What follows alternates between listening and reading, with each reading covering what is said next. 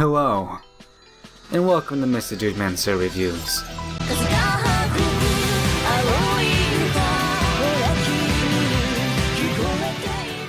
Today, I will be reviewing Corpse Party Book of Shadows. This game is the sequel to the ever-so-popular Corpse Party Blood Covered. Corpse Party Blood Covered was a very popular game and has a really big fan base for it. So Corpse Party Book of Shadows had a really big coming. But does it have what it takes to keep the Corpse Party name up? Let's find out. The first section we're going to look at is the gameplay of this game. The gameplay of Corpse Party Book of Shadows is kind of refreshing. And it actually works, even though it's really new and I've never really seen it before. The gameplay kind of works on, it's a map layout with squares, and you move from each square to each square, and new surroundings and new things to interact with are there, and you can go into different rooms, find different items. It did actually work pretty well, and it was really a new thing I've never seen before.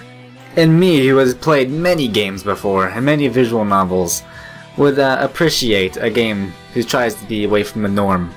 However, the gameplay does have its cons. The moving from block to block is very long and it gets annoying at some point, and there's no way to skip it. You just have to wait and wait for your character to move slowly across from each one of the blocks. I do realize that it's probably for some sort of immersion thing to make you more scared and wait longer, but it just gets annoying. Aside from the renovative moving of blocks idea, there is a thing that is kind of useless called darkening. Darkening is supposed to be after you interact with so many items or something that makes you go slowly insane, you'll get your darkening up to 100% and eventually lose. But I've never had that happen before. It seems kind of irrelevant. I only think I've ever died once for darkening, and it was some really dumb thing I did from clicking the same item over and over again. But for the most part, darkening is kind of an irrelevant thing that doesn't make any sense. And also, when you're moving around from block to block in those slow times waiting for you to get to the other rooms, if you get to that room and you don't have anything to do there, then you move on to the next one. And you keep doing that. And then you realize that you weren't doing it correctly and you have to look it up on the internet, and it gets really annoying. That's one of the cons. Because sometimes you just don't know what to do. That could just be me, but I had a hard time figuring out what to do sometimes. In Corpse Party Blood Covered, the storyline of that game was superb. I enjoyed every bit of it. It always seemed like I was on the seat waiting for the next ounce of what was going to happen.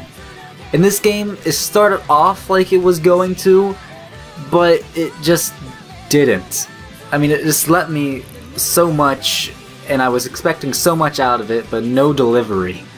It does, however, reveal some motives and how things came together in the first game, but it never actually moves forward in the storyline. It brings up way too many things, and it never answers any of them. The game doesn't really have an ending either. It's just a giant cliffhanger. And those things deduct a lot of points off, especially in my soul, because Corpse Party Blood Drive has not been translated yet, and my soul is still aching for the ending. The characters, however, is where this game really shines. The storylines of each character is very deep. We get to learn the motives and we get to connect with each individual character, which I really love. A character with no deep story to understand their motives isn't a character to me. Most characters were very likable, and it was really enjoyable to learn the backstory of a character you already enjoy, and it was really good to do that. However, there were two characters, I will not name names for spoiler reasons, that did not get very much time, and one of them was my favorite character. So, that's a bummer. We even get little snippets from the voice actors of the characters, and they get to tell their whole role and how they made the audio for the game. Which also just adds some more in-depth character development. It's no character development I've ever seen before in a video game. One subgenre that I felt like adding in even though it's not really in the usual subgenre of calculating reviews, but I decided to because I felt it was really important to put this in there somewhere. It's immersion. The game's immersion overall. How you feel during a certain situation during a game. And the immersion was done perfectly in this game. I mean, there were some times where I was utterly creeped out. And not the creeped out with jump scares. There were very few jump scares, and they were so well planned that when they actually hit, I was literally jumping out of my seat, throwing my headphones off. It was really good. The emotions always came the way the game creators wanted them to. If the game wanted me to feel comedy or happy, it would make me feel that way. And if it wanted me to make me feel very sad or scared, it would do that in the best of ways. Also, with specific areas, I can always, whenever I was moving from block to block very slowly, I had time to think about the connotations with a specific area, aka the infirmary, where very bad things happen most of the time. And when I was walking to that area, I always felt scared and always scared to go there. It also makes you feel how the characters are feeling. And as aforementioned, it also makes you feel their motives. So if you're in the point of view of some sort of insane person killing people, you'll justify it in some way, and you'll feel that it's actually justified. Personally, I really enjoyed the feelings of all of the immersion and how I never really felt so much immersion in a horror game before. Most of the time they're just like some sort of jump scare filled game. And I also enjoyed all of the very well planned character development. Though the game really lacks in a key aspect, and that is storyline. To me, the storyline is paramount. It is one of the biggest things a game can have.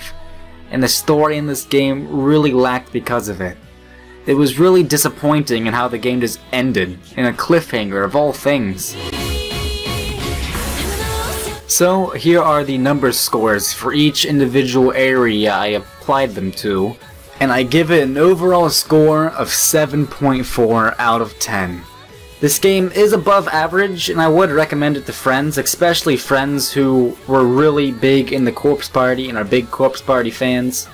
Though, if you weren't really a Corpse Party fan and were just lenient on whether it's really good or bad, it's not really anything storyline-wise. It's not that. It's just for, if you're a fan, you get more character development for the character you were rooting for and enjoying, but other than that, you get nothing.